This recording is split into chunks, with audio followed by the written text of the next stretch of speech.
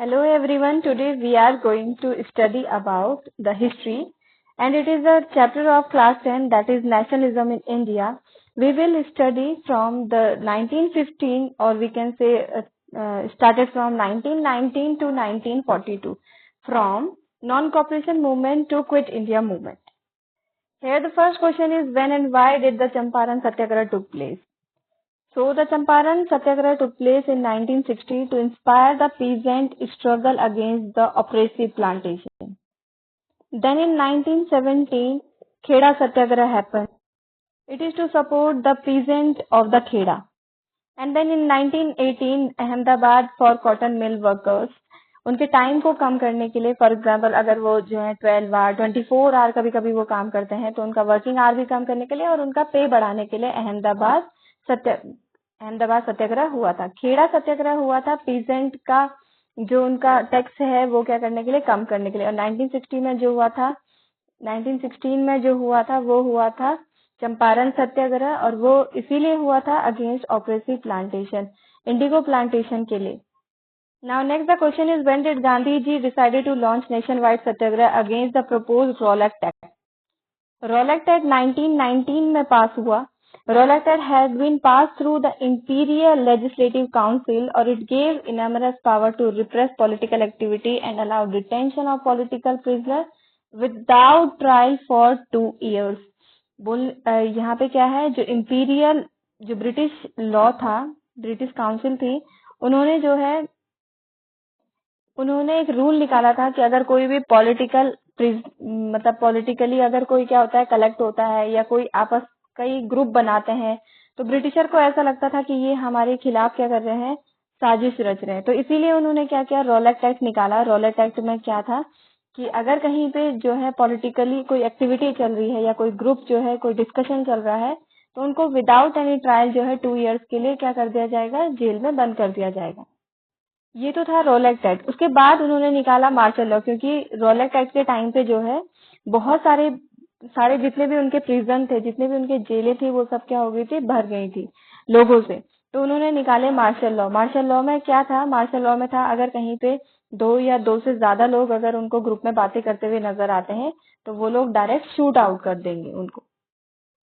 The next is when and where Jallianwala Bagh incident took place. So it is in April 13, 1919 at Amritsar, Punjab.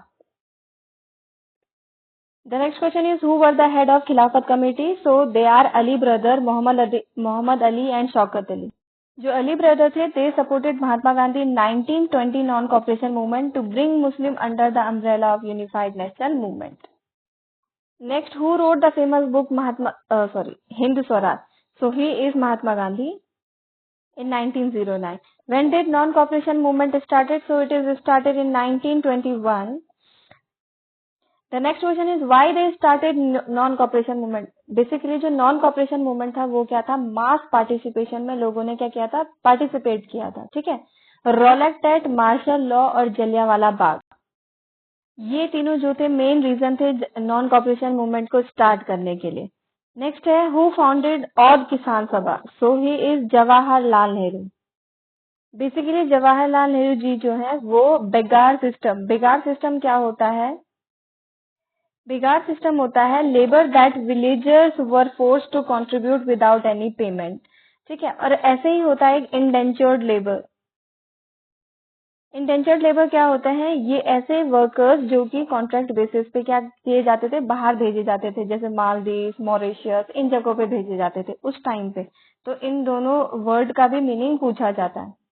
Now the next question who led the peasant movement in Bardoli. तो the peasant जो movement था वो सरदार वल्लभ भाई पटेल जी ने जो है movement lead किया था इन 1928। He led the peasant movement in Bardoli, a taluka in Gujarat against enhancement of land revenue, क्योंकि वहाँ पे जो है लैंड रेवेन्यू इंक्रीज कर दिया गया था। तो इस बारदोली मूवमेंट को बोला जाता है Bardoli Satyagraha. Now the next question who led the guerrilla movement in the Gudem hill of Andhra Pradesh. So he is Alluri Sitarama Raju. Basically इनकी स्टोरी भी यही है, गुदम हिल की स्टोरी यही है कि वहाँ पे जो है पीजेंट को फॉरेस्ट में नहीं जाने दिया जाता था, फॉरेस्ट को रिजर्व कर दिया था तो इसीलिए अल्लूरी सीताराम राजू ने जो है डिसाइड किया, वो एज अ गॉड अपने आप को मानते थे, ठीक है। तो उनको जो है एक कॉन्स्पिरेसी के अंडर ब्रिटिशर्स ने मरवा दिया था। सो बेसिकली अल्लूरी सीताराम राजू ने गोल्डन हिल के लिए क्या किया, फाइट किया। Now next, when did Simon Commission arrived in India? So it is arrived in 1928.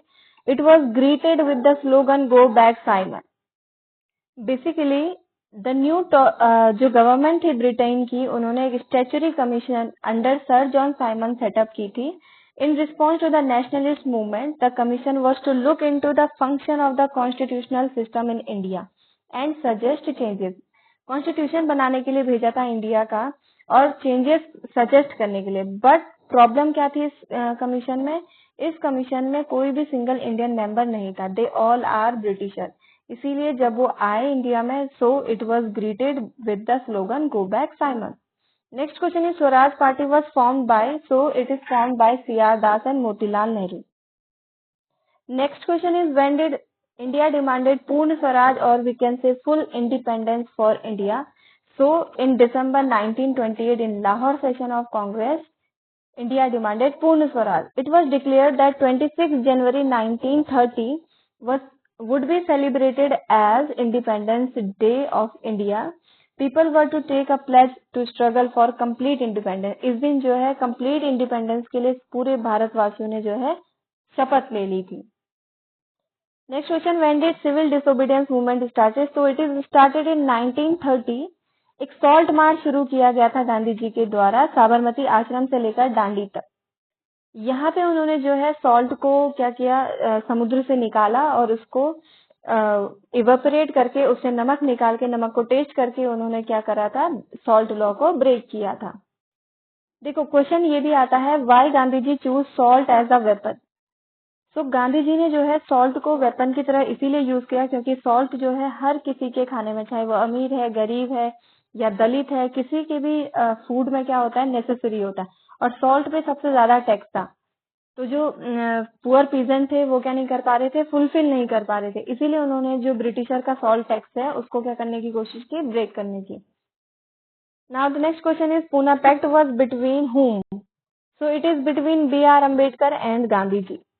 Basically जो पूना पैक्ट है उसमें डॉक्टर भीमराव अम्बेडकर ने सितंबर 1932 में डिमांड की थी कि जो जितने भी दलित हैं उनको रिजर्व सीट दी जाए एजुकेशनल इंस्टीट्यूशन में, और उनका एक सेपरेट इलेक्टोरेट हो जो कि चूज दलित मेंबर ही चूज करें, ठीक है, वो भी लेजिस्लेटिव काउंसिल में। नेक्स्ट है who wrote Vande Mataram? So he is Bankim Chandra Chattopadhyay. Now the question is who is known for the folklore of southern India? Basically इन्होंने जो सदर्न इंडिया की जो टेल्स, जो फेरी टेल्स होती हैं यानी जो कहानियां होती हैं, उनको क्या किया था, इकट्ठा करके एक बहुत अच्छी तरीके से उसको इलेबोरेट किया था, ठीक है, एक्सप्लेन किया था बाकी नदर्न इंडिया में। सो इनको फोकलोर ऑफ सदर्न इंडिया भी कहा जाता है। He is Natesa Shastri. Now the next question is who gave the famous slogan "Do or Die" during Quit India Movement? Quit India Movement 1942 में हुआ था और ये जो स्लोगन है ये दिया था महात्मा गांधी ने। बेसिकली जो क्विट इंडिया मूवमेंट था वो था भारत छोड़ो आंदोलन। इसमें पूरी तरीके से कंप्लीट इंडिपेंडेंस के लिए सारे इंडियंस ने एक होकर रैली निकाली। Thank you everyone. अगर आपको किसी भी टॉपिक से रिलेटेड कोई भी इंफॉर्मेशन चाहिए तो आप इसको कमेंट कर सकते हैं कि आपको किसी पर्टिकुलर टॉपिक पे जो है वीडियो चाहिए। सो आई विल मेक श्योर कि आपको बनाऊं, आपके लिए वीडियो प्रिपेयर करूं। Thank you.